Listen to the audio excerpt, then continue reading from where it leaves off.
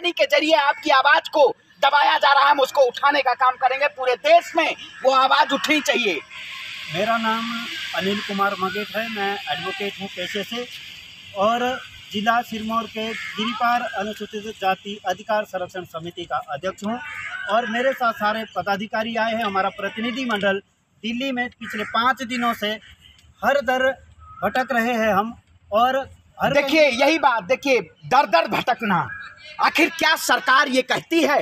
जो सरकार कहती है हम सबके शिक्षा सबके रोजगार की बात करते हैं, उस सरकार ने आज बताइए आज कौन सा क्या जाति धर्म और मजहब के नाम पे, आप बताइए हिंदू के नाम पे ये सरकार सियासत में आती है। आने वाला हिमाचल प्रदेश में जो चुनाव है वो कहीं ना कहीं आज ये तय कर देगा, ये भाइयों की मेहनत और भाइयों की ये जो संघर्ष है, इस सरकार के खिलाफ जो आवाज़ है, कहीं ना कहीं आज जो लोग तानाशाह और जेल की आवाज़ों से दबाना चाहते हैं, इन भाइयों ने वो हिमाचल प्रदेश की सरकार का काला चिट्ठा खुलवाने का काम किया है, क्योंकि इन्होंने कहीं ना कहीं इस देश के ऊपर जुल्म करने का काम किया है। मैं कहता हूं हिमाचल प्रदेश की उस जनता से कि जब आने वाला जो चुनाव हो, ये आपको सोचना होगा, हमारे भाइयों के मजबूरियों को सोचना होगा, क्योंकि मैं कहता हूं ये सरकार जेल की सलाखों के पीछे से हमें डराना चाहती है, लेकिन हम ना डरेंगे ना झुकेंगे। आप बताइए डरने और झुकने की जरूरत है? आप डरेंगे कभी?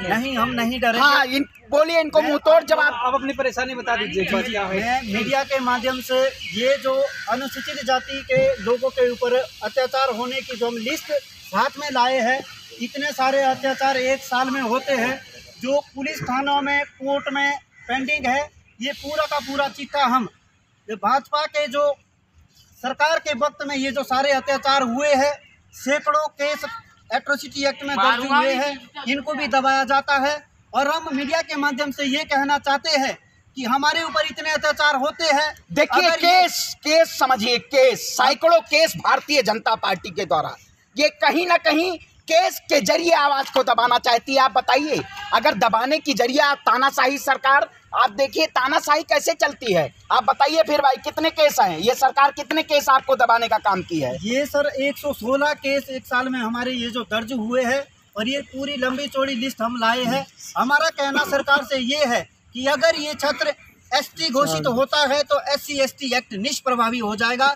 हमारी सरकार से एक मांग है कि इस एक्ट को निष्प्रभावी ना होने दिया जाए। एक स्पेसिफिक एरिया में जो ST घोषित हो रहा है वहाँ हमारा जो SC/ST एक्ट है वो लागू रहना चाहिए, बहाल रहना चाहिए। और जो पंचायती राज व्यवस्था में जो राजनीतिक प्रतिनिधित्व छीनने की मंशा जो जाहिर हुई है, कोशिश जो की जा रही है, वहाँ हमारे प्रधान बनते हैं, जिला परिषद बनते हैं, MLA बनते हैं, राजनीतिक प्रतिनिधित्व छीनने की कोशिश की जा रही है, उसको हम बचाना चाहते हैं। देखिए मेंबर ऑफ लेजिस्लेटिव असेंबली आखिर काम क्या होता है? वो अपनी जनता के साथ खड़ा होना, लेकिन कहीं ना कहीं जनता के साथ ना खड़े होते हुए, जनता के बेसिक मुद्दों को ना बात करते हुए ये सरकार क्या करने का काम कर रही है? आप बताइए अगर आने वाला चुनाव होगा तो आप सरकार के खिलाफ विरोध करने का काम करेंगे मुखर होके? आप डरेंगे? बताइए।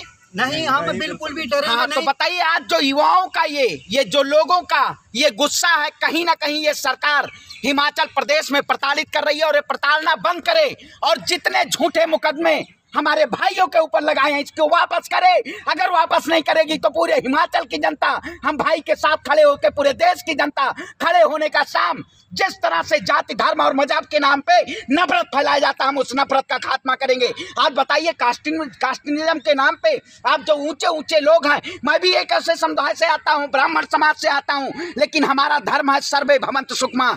हमें सभी जाति और सभी धर्म का सम्मान करना चाहिए। हमें किसी को धर्मों को, किसी के जाति को दबाने की इजाजत नहीं देता है। अगर लोग दबाएंगे तो हम इनके साथ ऐसे दलित मजलूम किसान सबके साथ खड़े होने का और आवाज को बुलंद करने का काम करेंगे। लेकिन मोदी जी तो कहते हैं कि हमने 8 साल में कोई ऐसा काम ही नहीं किया। आप बताइए मोदी जी ने क्या किया? मोदी जी ने 8 साल में देखा कितना बंटाधार किया।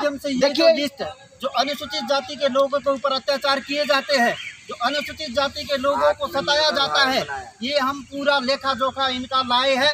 और हम यहाँ इसलिए पहुँचे हैं क्योंकि वहाँ जो चुने हुए प्रतिनिधि है, मुझे लगता है उनको शायद डराया धमकाया जाता है, पार्टी से निकालने की धमकी दी जाती है कि अगर वो अनुसूचित जाति के लोगों के अधिकार और अनुसूचित जाति के लोगों की अगर मांग उठाएंगे तो उनको भी पार्टी से साथ निकाला जाएगा। उनको यह डर है, इसलिए इस आवाज़ को दबाने की कोशिश की जा रही है। हम भी मानते हैं कि ऐसा समाज होना चाहिए जिसमें समानता, भाईचारा, बंधुत्व और न्याय की स्थापना हो सके। बिल्कुल, देखिए ये मिसाल है, ये भारत की ये मिसाल, जिस तरह से इस मिसाल को दबाया जाता है, मैं कहता हूँ ये सब आप लगाइए, इस स्क्रीन पे लगाइए। इस सरकार के जून देखनी चाहिए कि आखिर जो सरकार कहीं ना कहीं हमें दबाना चाहती है मुकदमे के जरिए, अब दबेंगे नहीं। इस सरकार को मुखर होकर मुंहतोड़ जवाब देने का काम करेंगे।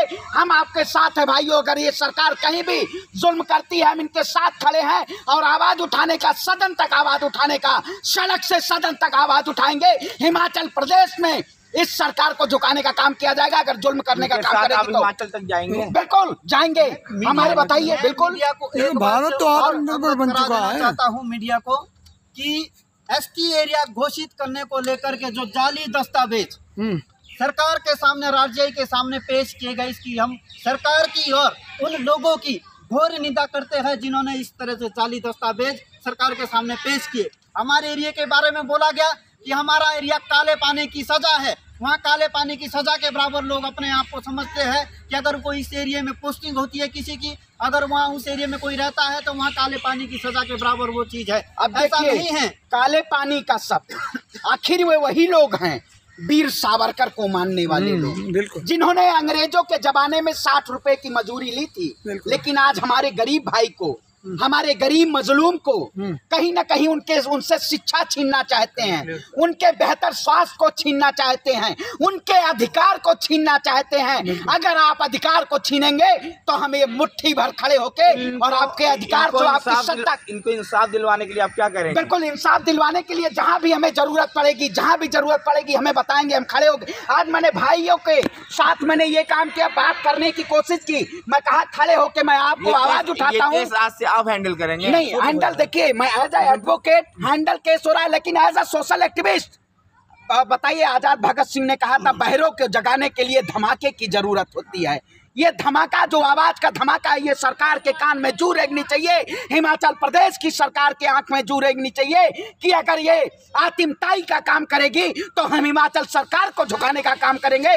मैं कहता हूं आने वाला हिमाचल प्रदेश का जो चुनाव है, ये भाइयों के ऊपर, हमारे भाइयों के ऊपर निर्भर करता है कि ये अधिकार चाहिए या बीजेपी जैसी सत्ता चाहिए, ये इनको तय करना होगा। अगर कोई भी इनके ऊपर आँच आएगी तो खड़े होने का काम हम करेंगे।